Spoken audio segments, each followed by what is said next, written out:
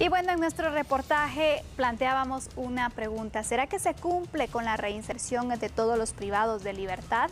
Y bueno, con esta pregunta vamos a iniciar la entrevista de hoy. Me acompaña el licenciado Julio Talamonti, él es analista en seguridad. Bienvenido, licenciado.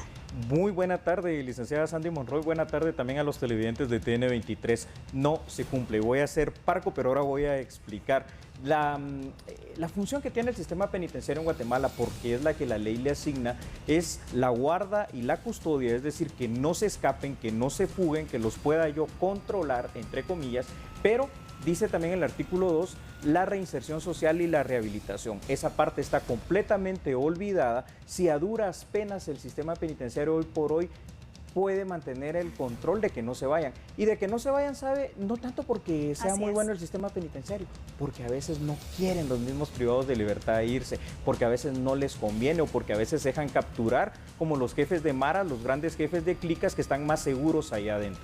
Entonces es una utopía real la reinserción y rehabilitación social, no existe. Licenciado, por ejemplo, tratábamos otro tema, que se han dado muchos incidentes en el sistema penitenciario, muerte de reos, fuga de reos, ilícitos que se encuentran y ciertos privilegios. ¿Qué cree que está pasando? ¿Por qué no se le pone atención? Y también que pese a estos incidentes, pues no hay responsables ni hay quien pueda dar a conocer o enfrente algún proceso por esta situación. El análisis que usted acaba de hacer, licenciada, es bastante agudo, casi que vamos a cambiar de lugar, fíjese, porque está dando en el clavo efectivamente de lo que sucede. Hay una falta de control total en el sistema penitenciario. El Estado de Guatemala ha dejado por años, por décadas realmente, olvidada esa parte tan esencial, que si bien es cierto es el último eslabón de la cadena de justicia, es el primer eslabón de la cadena de seguridad. Porque muchos de los hechos delictivos que le afectan a la sociedad guatemalteca al día de hoy, no solo las extorsiones, robos, asesinatos, sicariato, secuestros, se están fraguando adentro de las cárceles y desde ahí se están comandando y se están ordenando. Entonces, no es posible que haya ese descontrol, porque lo que usted menciona es el descontrol total, el colapso real y total del sistema penitenciario guatemalteco, y lo peor es que pareciera, y no pareciera, es real, que no hay un responsable. Las autoridades del sistema penitenciario, las autoridades del Ministerio de Gobernación tienen la total obligación y responsabilidad de cumplir con la ley y de tomar el control preciso y efectivo del sistema penitenciario. Lo demanda la sociedad guatemalteca, es cuestión de seguridad nuestra, de seguridad de los televidentes. No puede ser posible que nos hayan dicho que se fugan, entre comillas, 4 mareros. Y de alta peligrosidad. Y de alta peligrosidad, porque son jefes de clicas, de la Rueda de 29, grandes líderes del barrio 18, y no haya un responsable. Sí los hay. La responsabilidad inicial la tiene obviamente el director general del sistema penitenciario y luego todas las personas que están bajo su custodia. Y obviamente si vamos hacia arriba también el encargado de la cartera de gobernación. Entonces esto es muy delicado. Lo que se debe hacer realmente es ponerse los pantalones, ponerse a trabajar y pensar en una reforma real del sistema penitenciario, no en maquillajes, sino en tomar el control, porque eso es lo que no tiene el Estado hoy, el control de las cárceles. Y eso era precisamente lo que hablábamos también, porque a pesar de que ya se sabe el descontrol que hay, del dominio que están tomando pues todas las clicas que se encuentran en los centros carcelarios, ¿qué hemos visto hasta el momento? Exactamente, hemos visto nada. Yo le puedo hablar, no solo la parte de la seguridad es, digamos, parte de lo que me he dedicado, sino que a mí me ha tocado también estar en instituciones de seguridad y particularmente en el sistema penitenciario. Lo primero que uno debe de hacer al querer tomar el control y combatir la alta corrupción y todos estos problemas que tiene el sistema penitenciario es primero separar a la gente. No puede ser que los jefes de secuestradores, los jefes de mara estén con su misma gente, todos ahí planeando día con día qué hacer. Como no hay sistemas de rehabilitación y reinserción social, entonces no están pensando durante todo el día quién se las debe, sino que realmente quién se las pague. Y eso es terrible. Lo que tenemos que hacer a esta gente de alta peligrosidad es embartolinarla. Yo sé que hoy por hoy no hay las condiciones, porque otra cosa interesante es el hacinamiento que tiene el sistema penitenciario. ¿Cómo puedo yo controlar a más de 21,000 almas donde solo hay lugar para 7,000? Por eso lo que se hizo esta semana con el tema del control telemático, creo que va a venir el brazalete de control telemático vía GPS, va a venir a ayudar un poco el combate al hacinamiento. Mientras yo tenga menos gente en las cárceles, contrario censo a veces a lo que piensan nuestros jueces penales, voy a poder aplicar medidas sustitutivas sin que signifique que la persona ya no está ligada a proceso, claro que lo va a estar, pero voy a tener en las cárceles únicamente aquellos reos de alta peligrosidad, a los cuales entonces sí voy a condicionar las cárceles para tenerlos embartolinados. Y como dice las normas mínimas de Naciones Unidas, con 23 horas de sombra por 1 de sol si es necesario, pero tomar el control. Y es que vamos con ese tema, el control, que es una de las preguntas que nosotros hacíamos. Según usted, de lo que se ha visto y también que se ha analizado, realmente, ¿quién tiene el control en las cárceles? El control de las cárceles hoy por hoy lo tienen los privados de libertad. Veíamos la situación también lamentable, ¿verdad?, de lo que pasó en el mes de julio con el privado de libertad Byron Lima.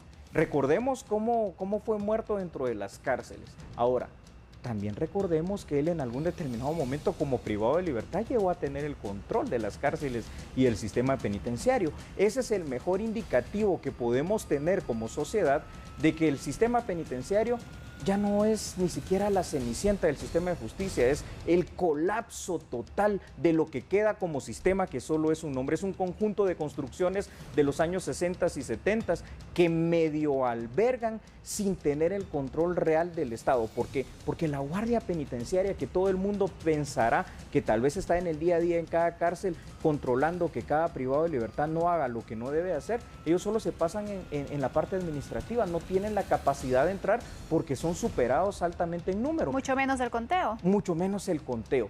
Una cosa que la gente no sabe es que se practica la tabla en todos los sectores de todas las cárceles. La tabla es el conteo que usted menciona, licenciada Monroy, se hace 3 veces al día, en la madrugada, a mediodía y en la tarde, para ver el control efectivo.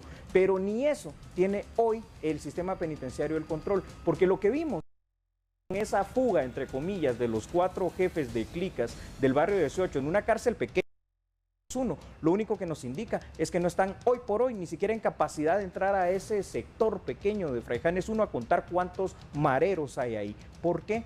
Porque no solo no existe la infraestructura, la preparación, la dedicación, ni tampoco la guianza y el control, ¿verdad?, para poder realmente hacer lo que hay que hacer. Porque si bien es cierto, hay muchos trabajadores penitenciarios, guardias y administrativos muy buenos, también hay algunos que han caído en el tema de corrupción y hasta eso hay que combatirlo, hasta eso hay que de alguna manera hacer algo y hay que destituirlos, sí, pero no darles el premio de que se vayan a la casa despedidos con ese dinero mal habido. Hay que destituirlos y a la vez el proceso penal y que vayan a pagar por no ser unos buenos servidores públicos. Ante todo esto, ¿usted cree que se puede recuperar el sistema penitenciario y cómo se podría hacer? Se puede recuperar el sistema penitenciario, licenciado Monroy. Va a ser un proceso largo, va a ser un proceso duro, pero sí se debe hacer. Y yo lo veo en 3 o 4 etapas. La primera de ellas, hacer un censo penitenciario, que el Estado de Guatemala y que el mismo sistema penitenciario, el Ministerio de Gobernación, sepan exactamente al día de hoy cuántos privados de libertad hay. ¿Por qué están allí? ¿Cuál es el delito? ¿En qué juzgados están, digamos, ellos pendientes de las cosas que deben de juzgarse o de la ejecución que debe darse a la sentencia? Número 1. 2, tomar el control. Como hemos visto que no se puede confiar totalmente en las personas, el control debe ser electrónico. Por eso el brazalete de control telemático me parece muy bien para las medidas alternativas o sustitutivas. Lo que hay que hacer en las cárceles, y hay que empezar en una, y hay que empezar en el preventivo de hombres de la zona 18, es instalar un portal de ingreso para que si yo no puedo confiar en que la gente me va a permitir entrar ilícitos, celulares, armas, televisiones, todo lo que nos podamos imaginar, el portal de ingreso, que es como entrar a un aeropuerto de cualquier parte del mundo, sí lo impida, y poner cámaras para que si aún se burla esa seguridad, pues un centro de monitoreo y control pueda ver qué empleado penitenciario está permitiendo esa situación. Luego hay que capacitar también al personal penitenciario, y una cosa que no se ha hecho es dignificar al trabajador penitenciario. Ya no hay excusas para que el Estado guatemalteco y para que el sistema penitenciario no pueda hacer la reclasificación de puestos y salarios, porque ya está la ley y ya está también el reglamento de la misma. Lo que hay que hacer es apersonarse a la ONSEC y de alguna manera presionar. Y esto yo creo que la sociedad guatemalteca lo entiende bastante bien. Antes el concepto de la sociedad era, bueno, que se pudran, que se mueran los privados de libertad. Hoy hay que entender que si están presos, lo que tenemos que hacer es todo lo posible por controlar controlarlos, por rehabilitar a quien se va a rehabilitar, por invertir en el sistema penitenciario. No tanto por el privado de libertad, aunque también, ¿verdad?, por cuestión de derechos humanos, por la seguridad suya, por la seguridad de los guatemaltecos. El sistema penitenciario es cuestión de seguridad. Por ejemplo, en los casos de rehabilitación, que es uno de los importantes y que pues ya mencionábamos que pues, no se tiene, ¿qué tanto se puede dar un incremento en la violencia o en la inseguridad del país si no se toma este punto como algo importante o de emergencia? Se va a incrementar y mucho, cada día más, de una manera realmente terrible y tremenda, como ha pasado en los últimos años. Con pocas acciones y con buena voluntad se puede lograr mucho.